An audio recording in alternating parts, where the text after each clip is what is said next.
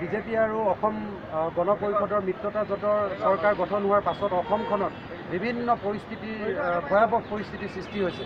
আজি প্ৰত্যেকটো সময়তে প্ৰত্যেকটো কাৰ্যতে আজি জাতীয় দল সংগঠনসমূহ ৰাজপথলৈ ওলাই আহিবলগীয়া হৈছে, বিক্ষোভ প্ৰদৰ্শন কৰিছে।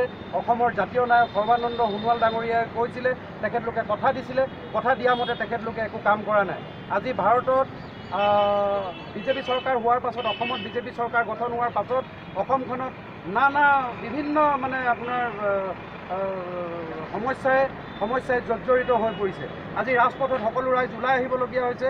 তেখেতলোকক কি কাৰণে ভোট প্ৰদান কৰা হৈছিল?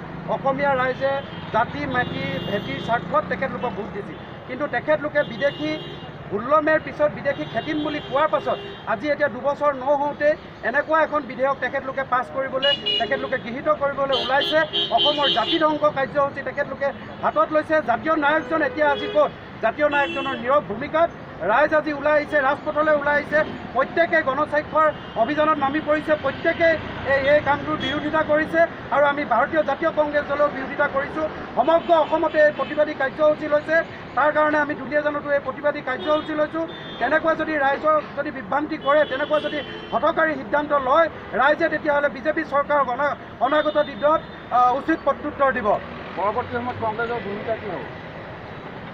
আমি কংগ্ৰেছ দলে ৰাইজৰ স্বাৰ্থত সদায় মাত মাতি আহিছোঁ। অনাগত দিনত বিজেপিয়ে তেনেকুৱা হঠকাৰী সিদ্ধান্ত ল'লে আমি অনাদূৰ ভৱিষ্যতলৈ আমি বিজেপিক প্ৰতিৰোধ কৰিবলৈ যেনেকুৱা ব্যৱস্থা হাতত তুলি ল'ব লগা হয়, আমি তেনেকুৱা ব্যৱস্থা হাতত তুলি ল'ম।